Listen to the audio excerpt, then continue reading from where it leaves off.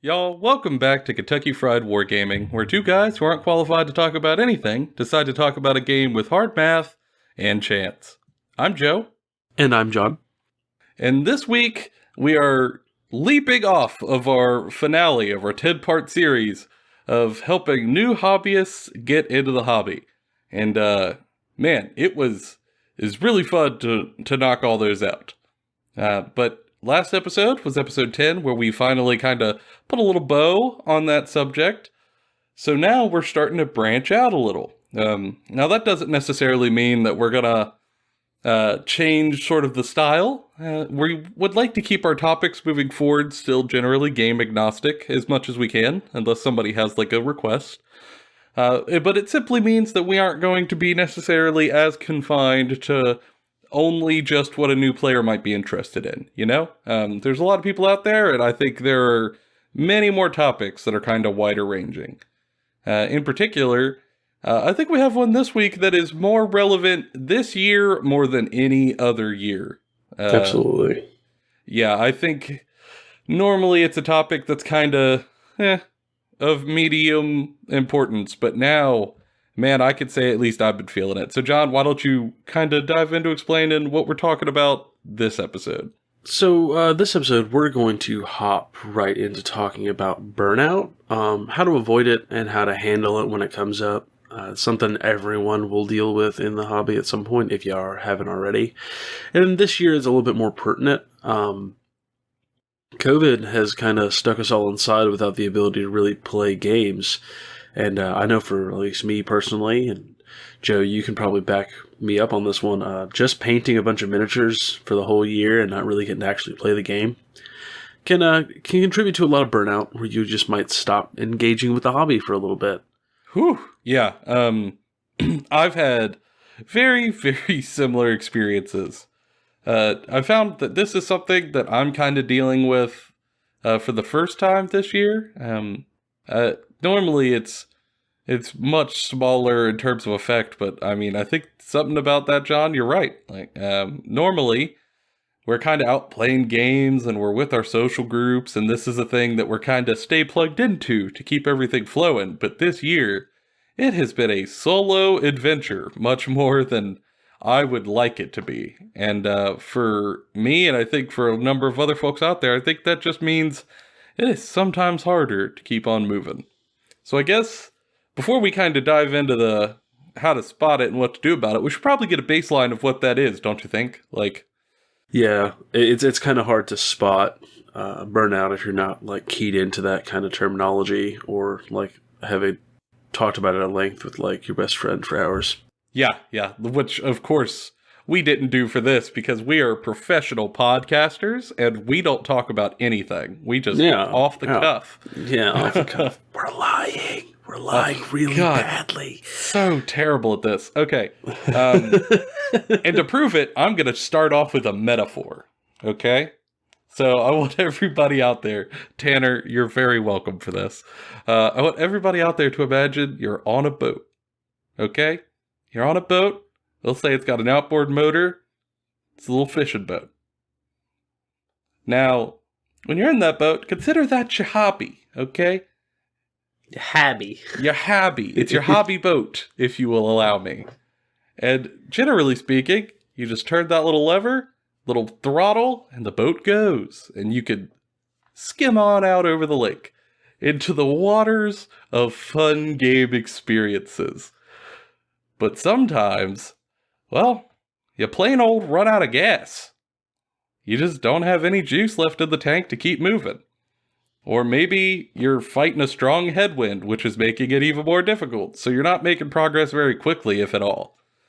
And eventually, if you aren't careful, you might end up stranded out in the middle of the water, not moving forward, and not really moving backwards at least, but you're just stuck. And I think that's sort of the epitome of burnout, is that you're making progress and you just run out of juice to keep on moving. Or at least that's how it feels to me.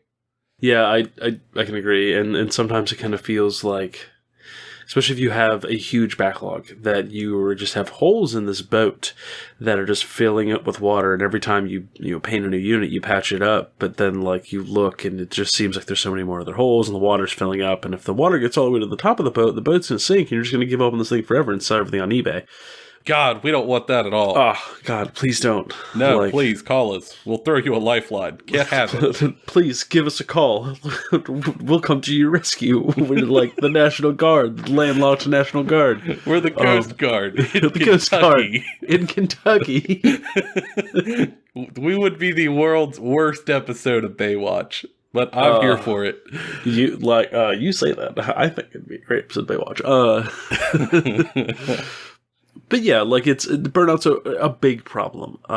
I've dealt with it. Joe's dealt with it. Everyone I've known who's played the hobby has dealt with it. And generally, people's response to burnout is take a break. But for a lot of folks that don't learn how to recognize what burnout is and how to see that it's a fixable fixable problem, will see that as something akin to disinterest, or maybe something else that they deal with personally in their lives, and so they kind of just give up on the whole hobby, whole cloth. They just kind of go, whole thing, gone, trash, whatever, done. I think that's a shame. Yeah, I mean, that's awful. I think those are people who might still have enjoyed the hobby if they had just, saw the warning signs and had tried to avert some of that.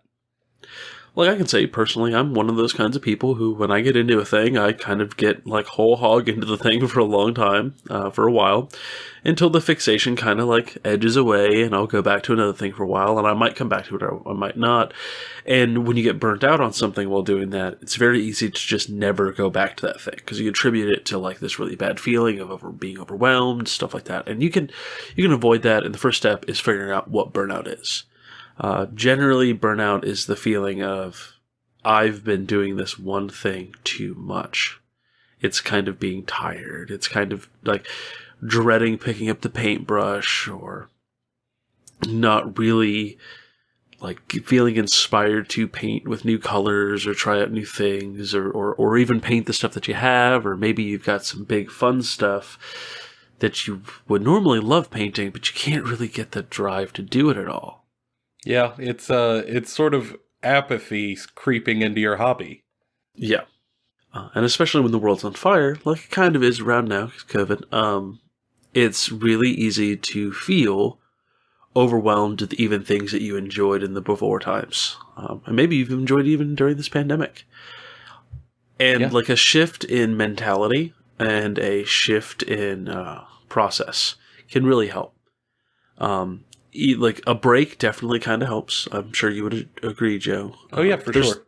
There's other ways of kind of thinking and interacting with the thing to adjust to what's currently going on, and you can turn this into what might seem stressful, might seem a bit aggravating, might contribute to like feeling blah, and turn it into an opportunity for a sort of like meditative process, a calming process, something that you can gain a little bit of control over in a world full of a lack of control.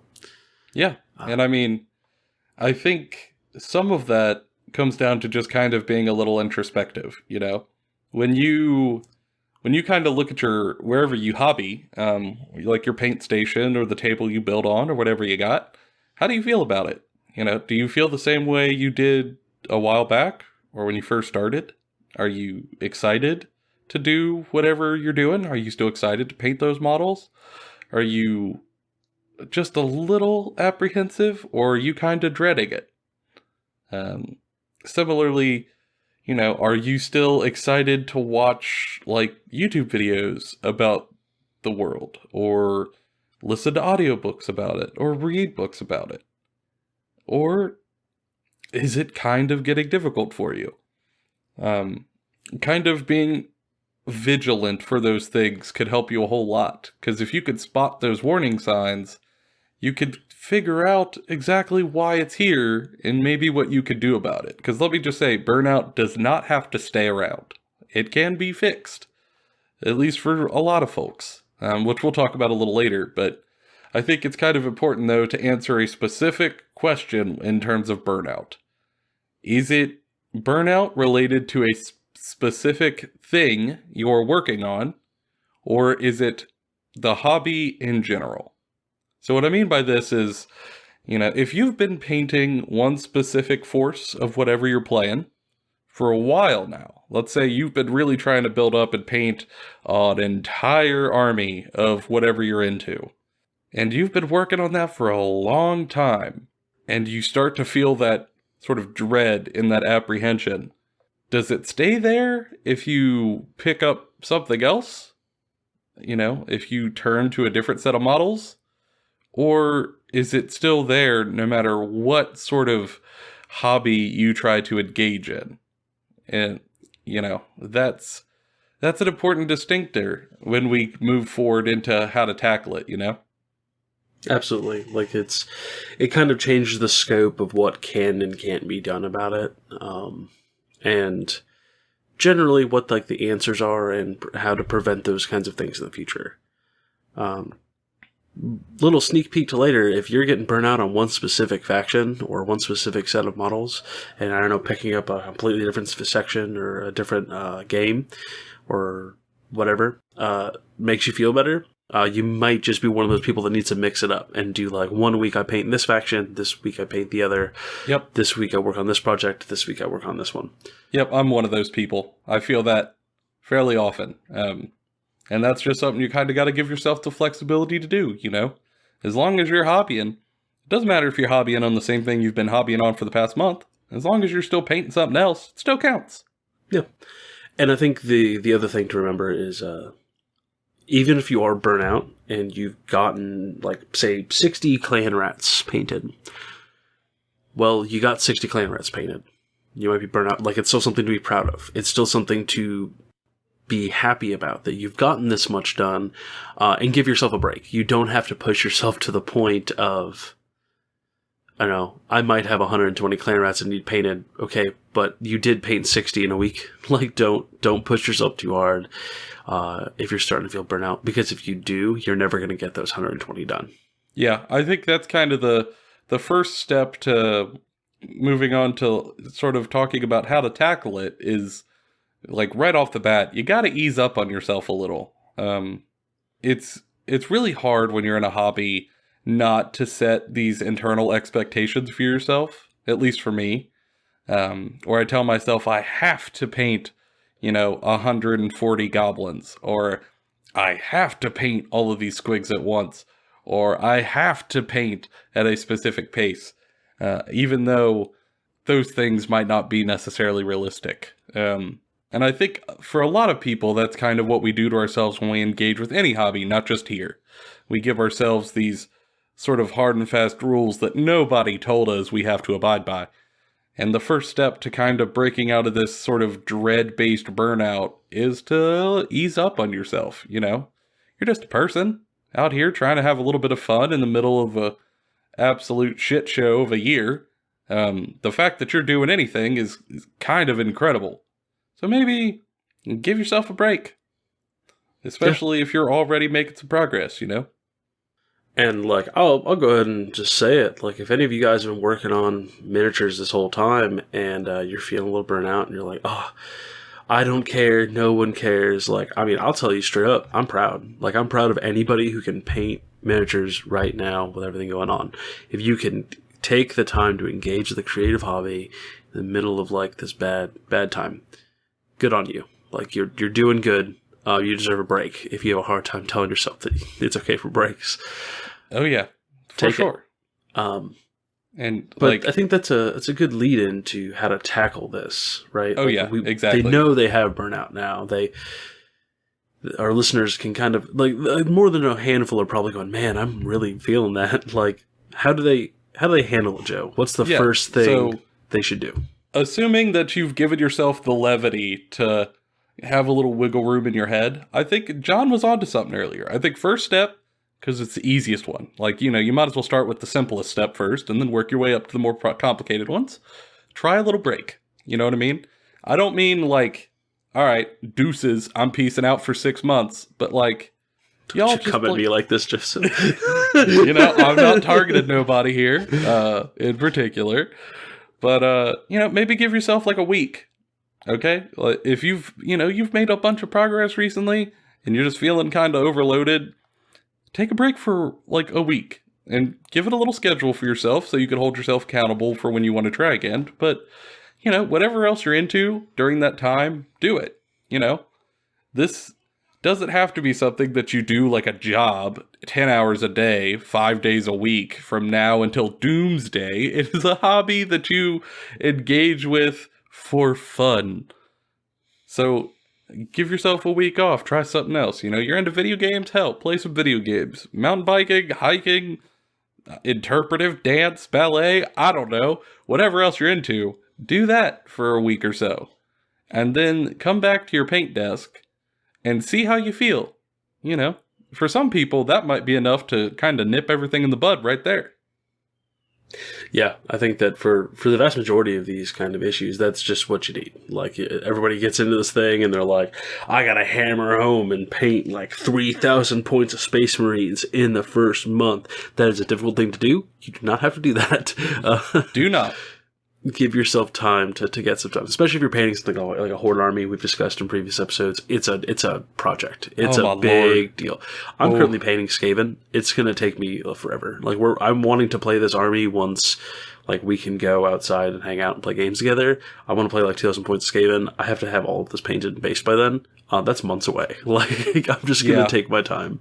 And as we talked about in earlier episodes, John and I unfortunately have this tragic propensity for Horde armies. And I don't know what self-masochistic urge causes it, but alas, here we are. And while he's been painting a metric ton of rats, I have been working on a metric ton of goblins, which come in blocks of 60. And, man, I'll tell y'all, it's rough.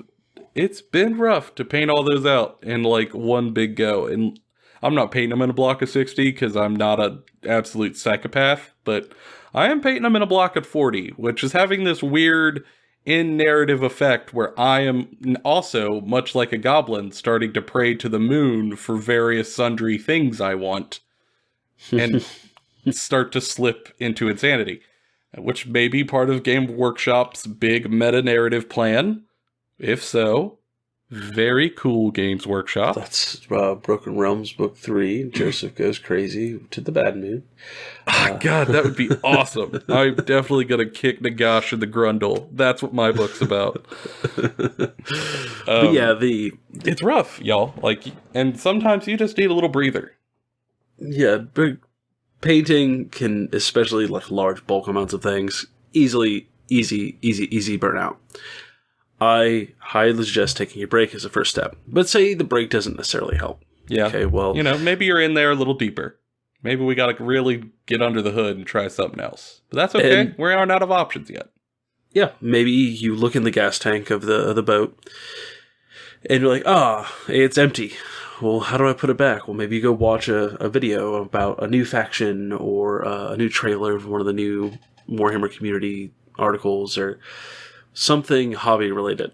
And it just, you kind of go, yeah, I'm excited again. Maybe watch some more stuff. Maybe get yourself more fueled. Maybe go read one of the books while you take a break. Reading books or listening to audiobooks gets me. That do. Yeah. That's why spare gas tank. Yeah, you just take out that spare gas tank, you fill up the engine, and you are getting ready to get back at it. It can be that simple too. Maybe you do that and you don't feel any better. Maybe you're just like, just really, really bad. At that point, try looking at like maybe another game you play. Or look at a different hobby thing. And if that's still, you're just like, I just don't care right now. Like I don't got the energy. At that point, it is put it all down, set a time period to come back and check again in a bit. Go play video games, go do something else, not engage with this thing, and come back to it later. You'll probably feel better about it. You'll probably feel more energized to get done. You'll probably be more productive for doing so. Mm-hmm.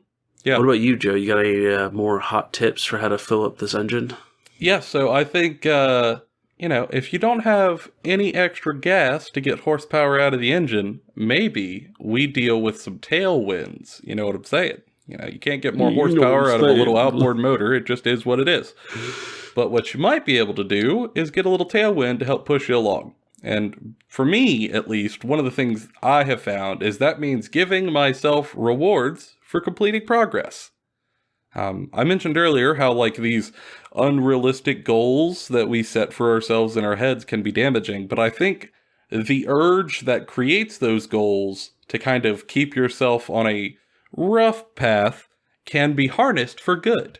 And for me, that means, making little deals with myself, which, like, okay, my internal monologue often is, Joe, you hate painting an absolute ton of these little foot dudes. Like, you like spending a lot of time on one big critter. Like, that's your bread and butter. That's what you want to do. So how about if you do paint a bunch of these little psycho goblins, if you paint 40 of them, you get to paint a big cool thing. Like, you get to paint some trolls. But only if you finish the little goblins. And then you can only have your chocolate cake if you eat all your peas. Exactly. And in this case, trolls are my chocolate cake. And goblins are peas, which is very apt. And that helps me. Like, it gives me a little something to look forward to, so that every time I'm kind of like in the hobby trenches painting away at these bajillion little goblins, I'm looking forward to something. Man, I can't wait to get those trolls. They're so cool. One of them has a bird nest on its head, and I love that. I can't wait to paint that little bird. My name's Joe, and I love birds. It's true. I do love birds. I don't know what color I'm going to paint that bird. I kind of like it to be a little blue jay, but I'm not quite decided yet. Anyway, that's a thing I think about, that like I am looking forward to painting this thing, and if I just get to the end of what I'm doing now, I get it. And I find for me, that sometimes helps to like get a wind behind the boat and push me forward, keep it on moving. And if that's something that helps me, I'm hoping it might be something that helps somebody else.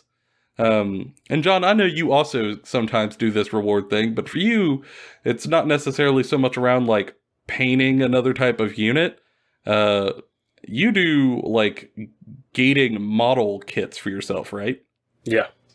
Or another thing that I do is, like, for instance, I love these Skaven. I want to finish Skaven. I'm already thinking of other AOS armies I want to build. Like, I've already lined up that the next army I want to build is an Ogre Maw Tribes army. So I can't start on that Ogre Maw Tribes army until I get rid of all of this backlog of Skaven I need to paint. And then I'm getting, like, I gotta get this more Skaven, I gotta paint them, build them, and I gotta have that ready before I can start working on the next thing, Mm-hmm.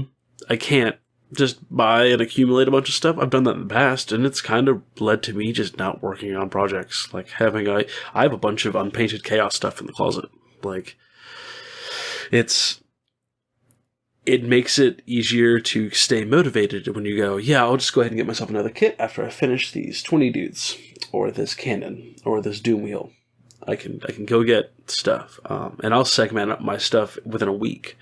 Like, and that's another way that I avoid burnout is I go, okay, well, these days out of the week I paint, and I watch these shows while doing that, only when painting, to keep like a routine.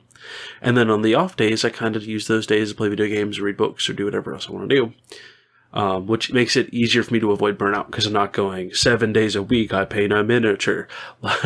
Yeah, I think that's rough. That's a hard timetable to meet. Yeah, it is. It is a hard thing to spend. Most of us work jobs and minimum 40 hours a week. So a lot of us have working 40 hours, probably come home, have to figure out food, have to figure out chores, have to figure out all this other stuff, getting ready for the next day. Probably don't have a lot of time when we get home. Probably enough time to do like one thing. And if that one thing is always hobby, even if you like that thing, after a while you'll start to resent it, and that will lead to burnout. So don't just keep doing it. Give yourself little breaks in between to do other stuff that you also enjoy. You're probably a well-rounded individual with lots of things they enjoy. Yeah, I think that's wise. And also, another silver lining to John's little method there is it stops you from overbuying. Like, I know that's a thing some people do. Like, they just buy a bunch of plastic that sits in the closet. And by some people, you mean me. I may be pointing at you, and I also may be pointing in the mirror just a tad. But yeah, that way kind of stops you from doing that, because oh man, I can't get anything else until I finish what I got here. Well, damn, I guess I gotta paint it. Yeah. And that's just another way that you might be able to put a little tailwind behind the boat and keep you moving. Also, though, let's say you try those things and it's not quite working. Like, you've been just slaving away at the same little faction for a month or 2 months, and you're trying all the other things, and you can't get this feeling of apathy towards it to go away, no matter what you try. You've tried the break, you've tried goals and rewards, and it's just, still rough. I would say try this. Try, like, painting something that is outside of whatever game you're playing. And by that, I mean, not necessarily, like, start a new faction in whatever game that you're into. I mean, literally outside of that game altogether. So, in John's case, if he's painting a bajillion Skaven, and he feels like he just cannot look at another rat after all this time, maybe try painting a model that's just tied to something else that you're into. John and I both love the show Mandalorian. Adore it. If John was feeling like he just could not paint another rat or another Age of Sigmar model to save his life, fine. You like Mando? Here's a Mando model. Paint it. And that might be a way to allow you to get into the hobby again. Because now, this isn't even a tailwind. You are literally getting towed forward by the hype for this other thing that you're into. And that could let you keep on painting while not necessarily feeling the weight and the obligation that, like, a full force for these tabletop war games comes with. Yeah, switching the scale of painting is a good idea too. Like, even if it isn't a completely different game, like maybe you go from painting an entire Tau Empire army to, you're halfway through your Burnout, and you're like, God, I just don't want to do this anymore. And then you're like, but I still want to paint. I don't have any other, like, miniatures for any other faction. Maybe I want to paint, like, an orc kill team. Like, buy a box of orcs, paint an orc kill team. Drastically different from Tau. Totally different feel. Totally different colors, likely. And you can just really focus on painting like 5 dudes and get crazy with those 5 dudes. And just switching it up a little bit like that can really kind of re-energize you in a way that's strange. It kind of feels brand new all over again. Mm-hmm. And then when you switch back to that old force, you pick up right back where you left off, and you get to go, wow, I have so much energy. I'm all hopped up on Mountain Dew. Like, I'm going to go out here and I'm going to paint all these town dudes. I'm going to have 40 fish people painted by the end of the week. Like, it's great. It's possible. Wonderful. It could happen. And also, there's something to be said about that little hit of serotonin and contentedness when you finish a thing. And when you're sort of painting an army, that hit is a long way away. And sometimes it's never there. Like, sometimes you have an army that you just are always going to be collecting and buying for. Yep. It's never fully over. Whereas with that little, like, faction idea that John talked about, it's set. It's a handful of models. You finish those and ba-boom, you're done. And you get the gratification of being totally finished with that little force, which is much easier to obtain than trying to, like, grind out 2,000 points of whatever you're playing. Yeah. Yeah, for sure. Which could be a huge ask. Like, it's just very difficult.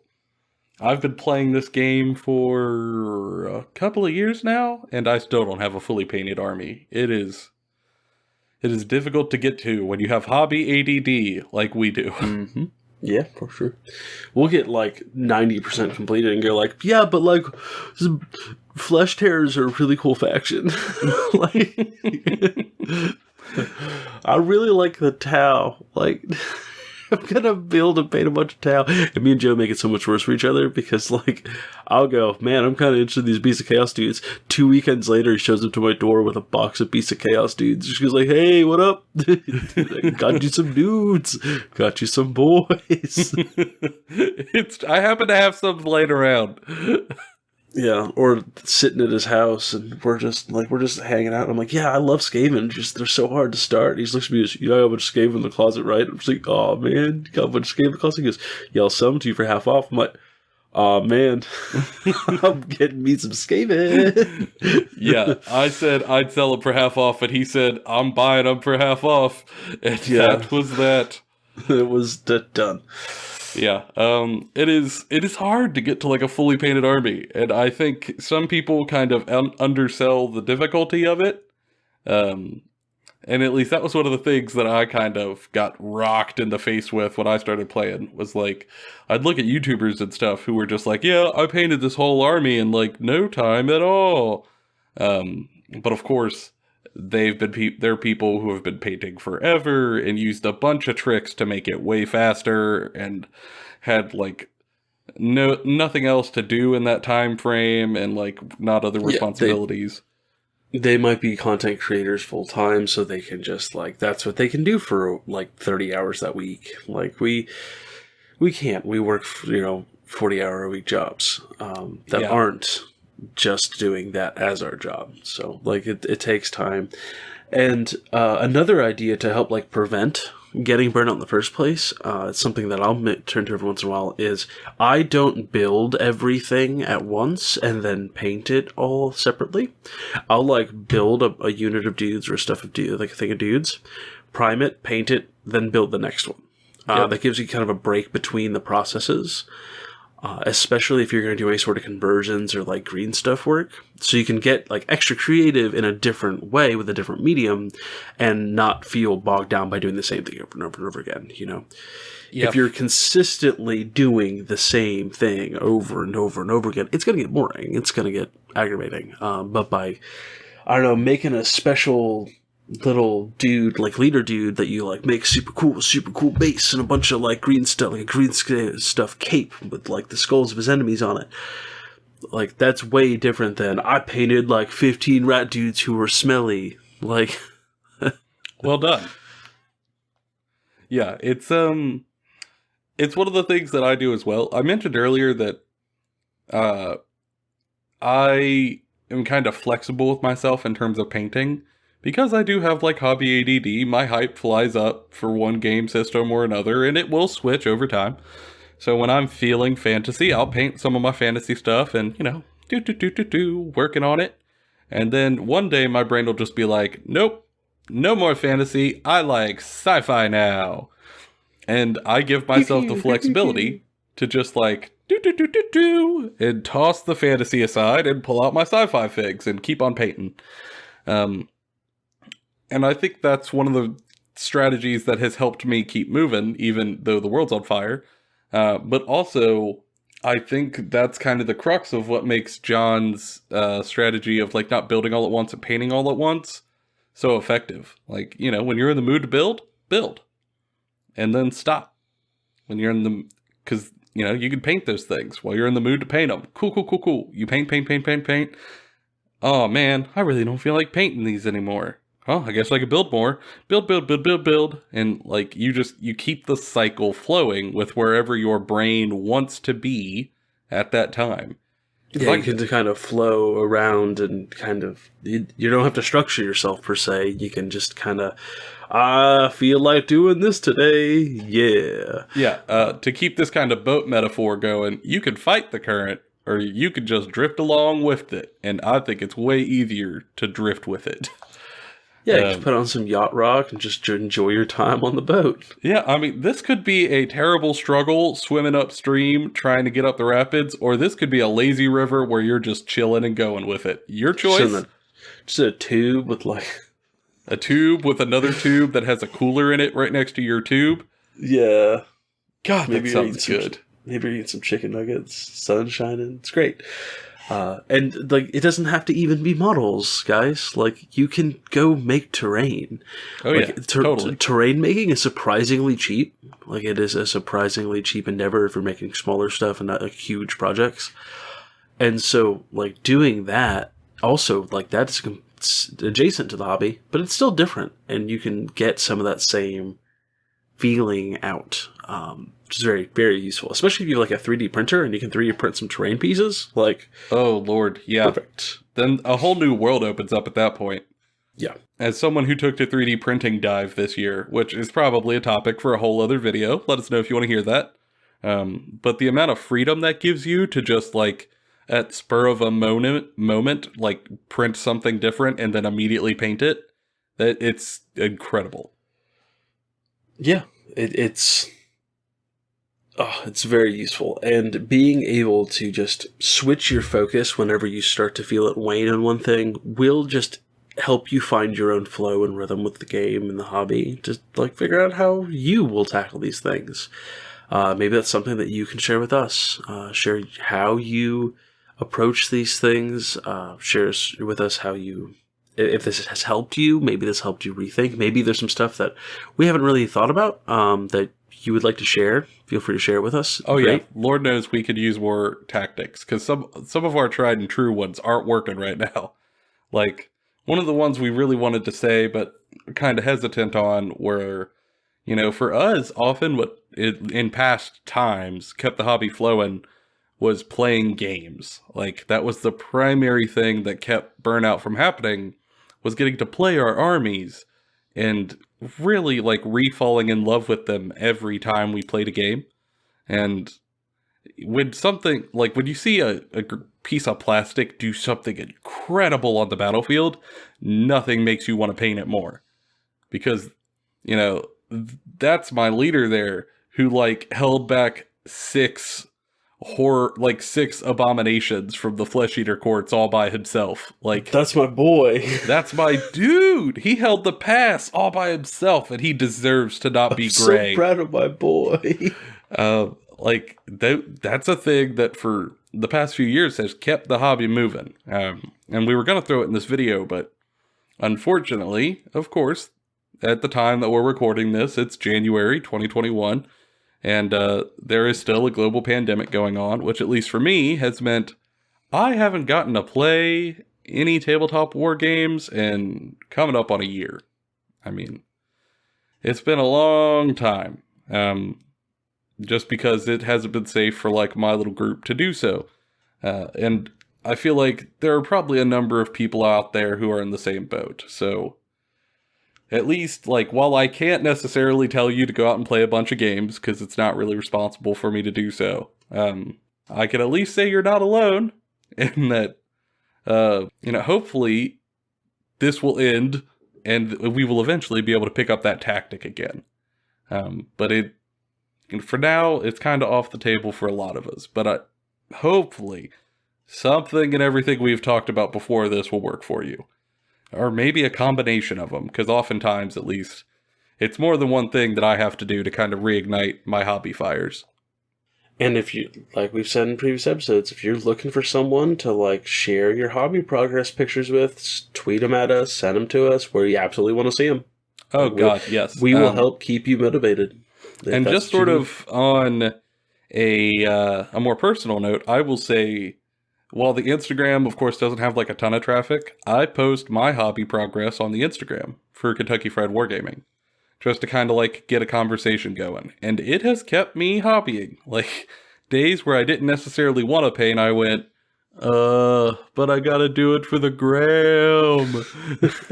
And much to my lady's chagrin, because I guess that term has been outdated for like 5 years, which means I'm exactly as behind the curve as I always am.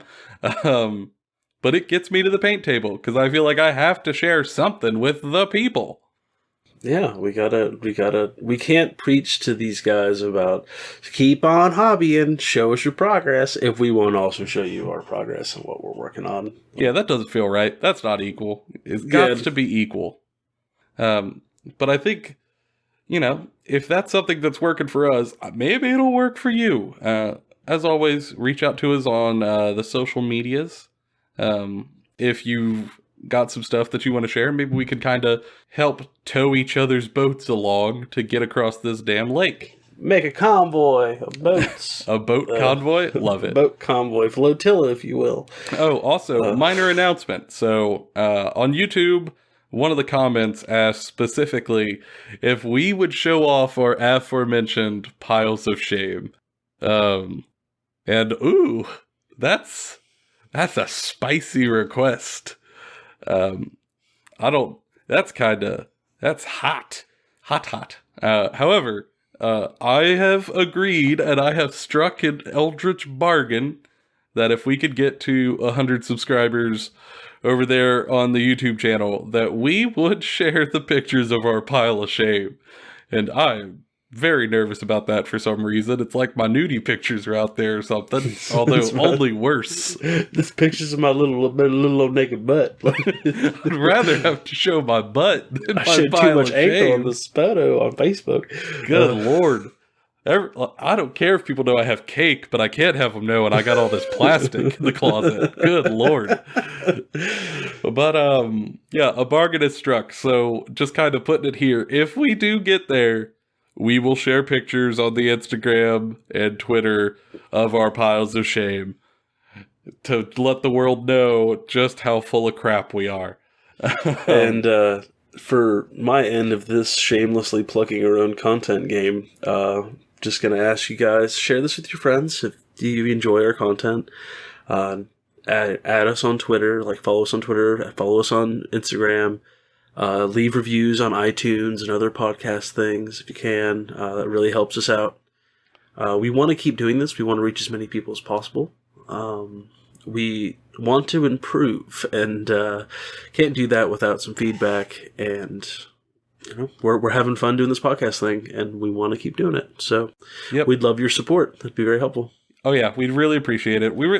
Neither of us are people of the internet, so we kind of had to learn the algorithm game and how that's supposed to work as we went. So if we've kind of had a crash course over the past few weeks, so if y'all could fill out any of those, we would really appreciate it.